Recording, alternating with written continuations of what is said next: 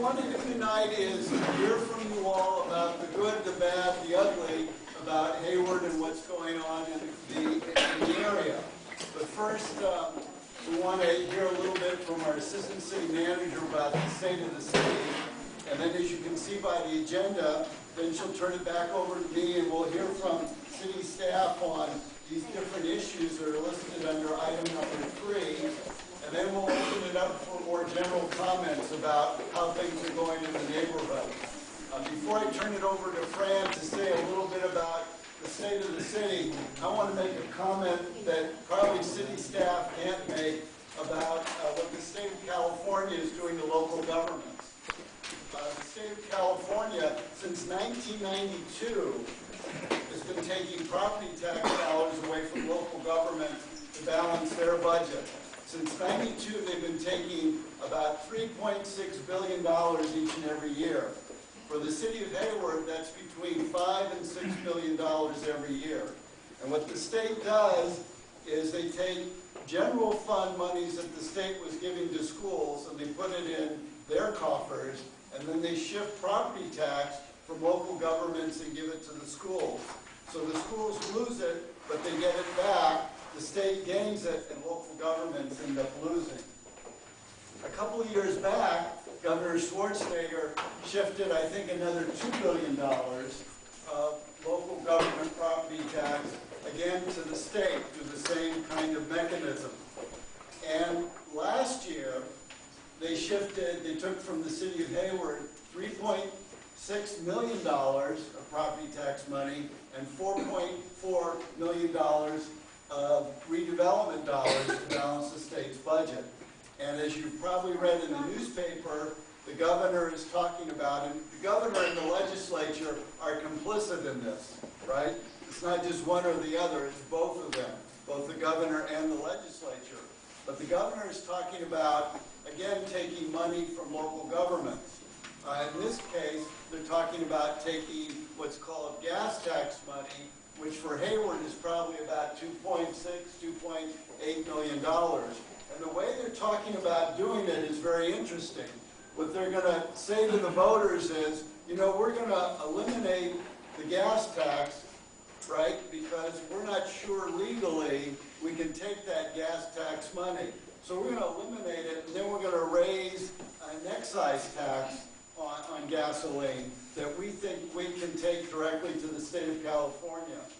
So these takes away from local government make our job very, very difficult. So one of the things I want to do tonight is urge you to write or email or phone call the governor's office and our local legislators who represent us in Sacramento and urge them not to take away local government resources to balance the state of California's budget. We don't think that's good fiscal practice. It hurts us. It makes our jobs more difficult. So please do whatever you can to pass that message along, because as you know, elected officials, if they're smart, will listen to their voters. And so please help us deliver a strong message to our representatives in Sacramento.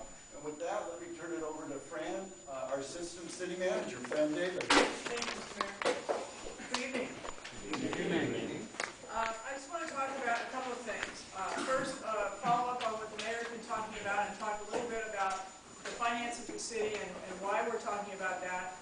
And then to tell you a little bit about the Neighborhood Partnership Program, which sort of forms the basis for why we're here tonight.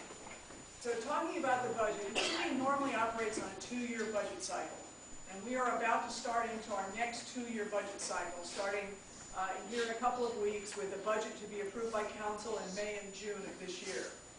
The first of the 2-year budget, the first year of the 2-year budget cycle, we really get down, we look at the programs, we look at everything, we pay serious attention to the details of the budget.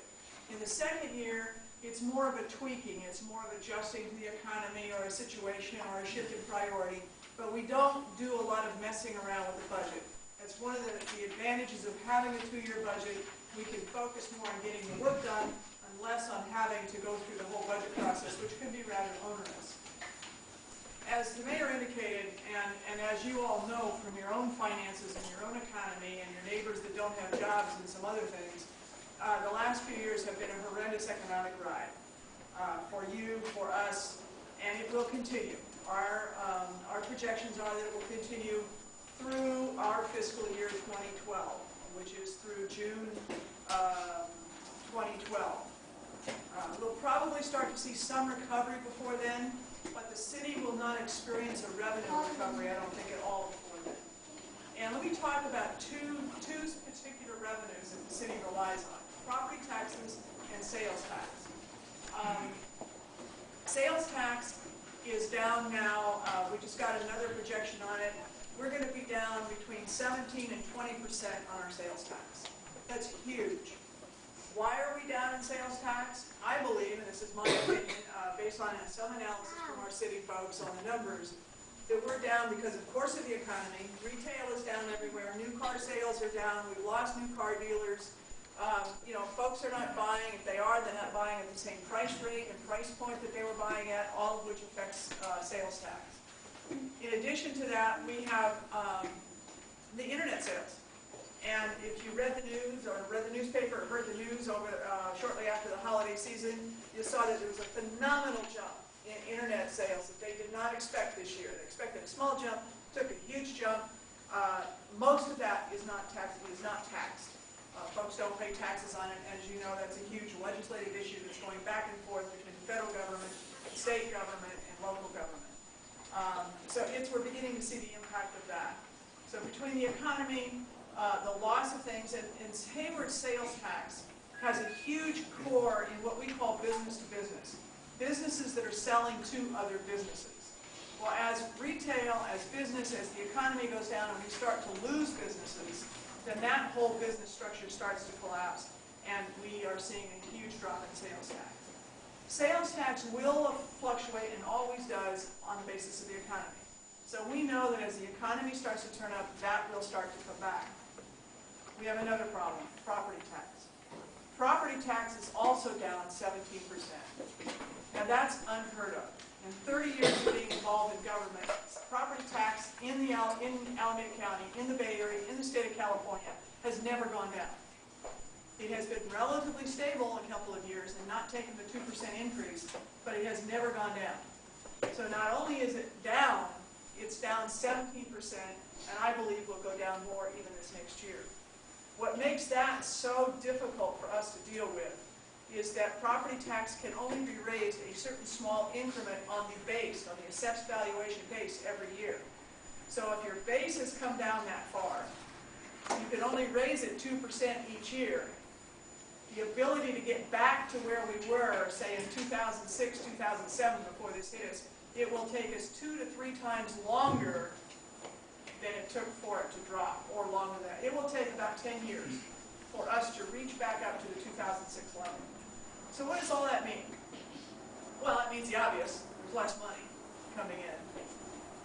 And that means that we have had to do a number of things in the city, which the city manager and the city council have taken great pains to adjust what we do, how we do it, change the organization, become more effective, reduce costs. We've gone through salary savings. Our employees have stepped up. They've given back 3 different times now. Foregone raises or actually given back actual physical dollars or reduced salaries. This year we're on 103 hours of furlough that we're taking. This next year is going to be even more dramatic because we have done just about everything we can do. All that said, you have a phenomenal city staff. I can still say that. I'm getting to the point, I've been here long enough where it's a little less credible when I say it. But I've only been here for 3 years, a little over 3 years.